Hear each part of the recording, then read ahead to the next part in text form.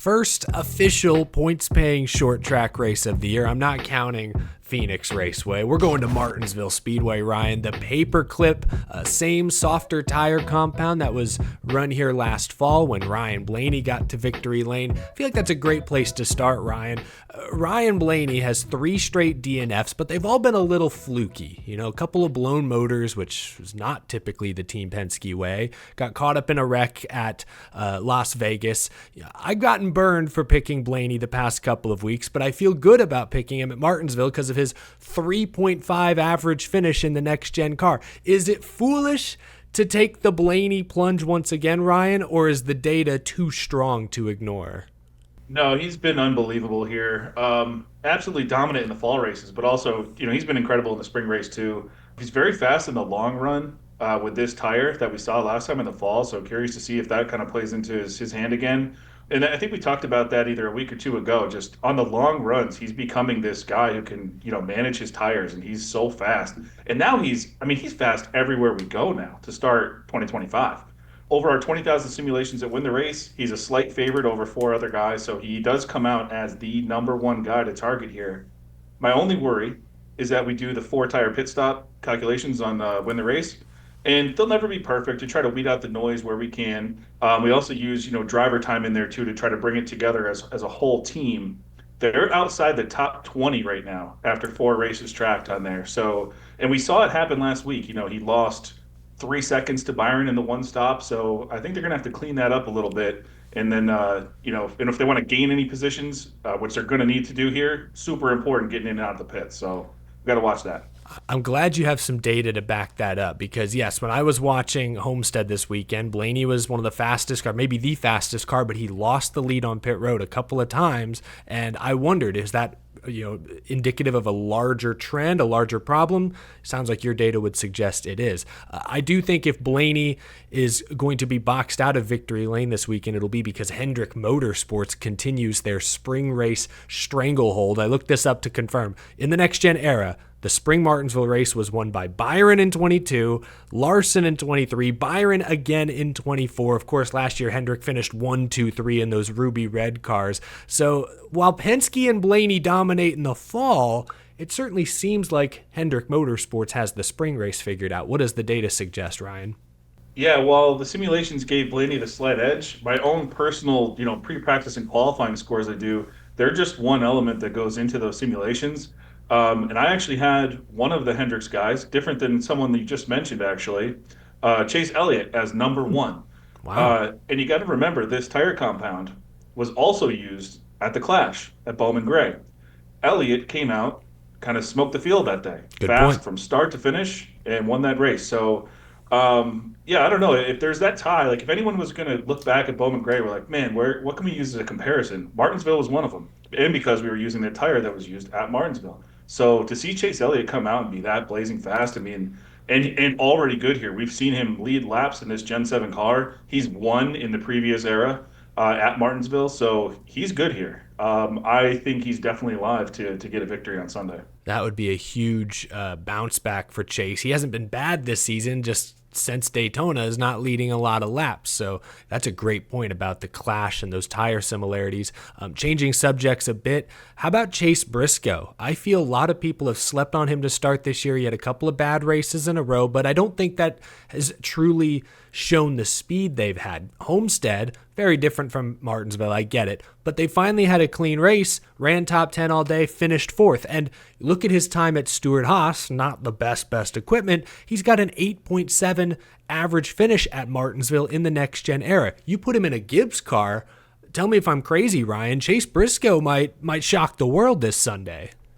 Yeah, I mean, what a place for him to bring some momentum in from last week. He's great here. In Stewart-Haas equipment, he qualified 3rd, 4th, 3rd, 5th, and 4th his last 5 times here. Whoa. I could say, well, maybe that's a Stewart-Haas thing, because even Custer was coming out here and qualifying, top 5 2 times in a row for Stewart-Haas. Fair. But so then you look at how's Martin Truex Jr. qualifying here in the 19. Well, the last 4 races he's qualified 5th, 1st, 4th, and 1st.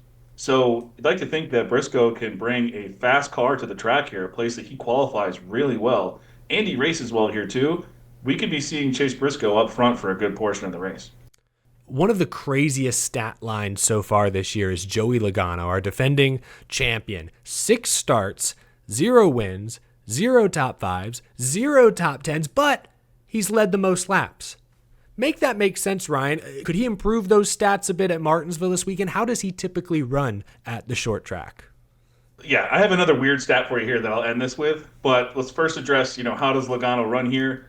Great. I mean, he's a top 10 machine here. If we go back 10 years, it's 20 races worth of data. He has 16 top 10 finishes in those 20 races, including a current streak of 11 straight. What's weird about it, and this is another weird Logano stat, the 4 races he didn't finish top 10, he actually started on the pole in those races. So he was good. It's just those are the only ones he didn't finish top 10. So I thought that was kind of strange looking everything up here. That's Joey Logano, man. But between the 17th place average finish coming to life in the play, he's full of weird stats and weird rallies and just good luck predicting how Joey Logano is going to perform. It drives me crazy. We'll wrap up with this, Ryan. There are a few drivers that are in desperate need of breaking out of their early season slumps. Obvious names like Brad Keselowski, Ty Gibbs, we've talked about. Could Martinsville be an opportunity for a Shane Van Gisbergen, who's struggled at the oval so far this year? What say you? Yeah, I mean, talking about coming off someone so hard to predict in Logano, talk about Ty Gibbs. I mean, the long run speed he showed last week in practice, and then you get out into the race, and he's just nowhere to be found. Yeah. And same thing with Brad K. Almost everywhere to start this season. So very disappointing with those guys. Very hard to predict what they're going to do.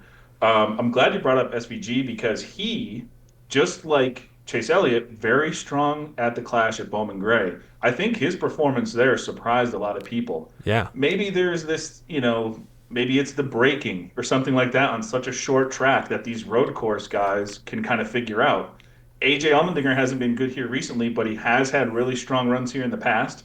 So maybe there is that correlation there. We talked about Chase Elliott. Elliott, one of the strongest road course racers there are right now. So perhaps there's something to that there. My worry is SVG was way kind of off pace last week, practice and qualifying. I don't know. You take some of that top end speed away at such a short track.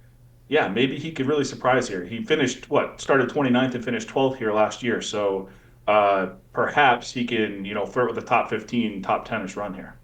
Another name I just thought about, we were talking about Brad Keselowski, Ryan Preece, back-to-back top 10s, another one of those former Stewart Haas guys who's had some good runs here. I don't know. Could be a big weekend. Very sneaky. Yeah, we actually, at Win the Race, we actually have placed a bet on Ryan Preece to win the race and to top 10. So that is definitely a driver we like at Win the Race this week.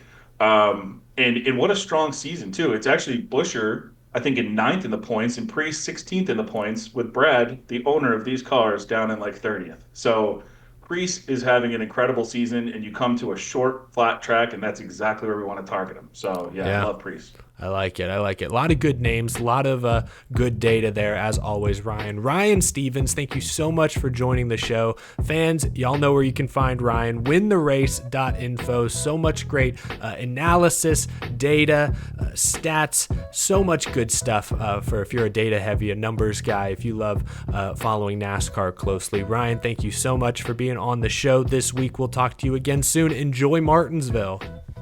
Thank you very much for having me. Appreciate it. Enjoy the race.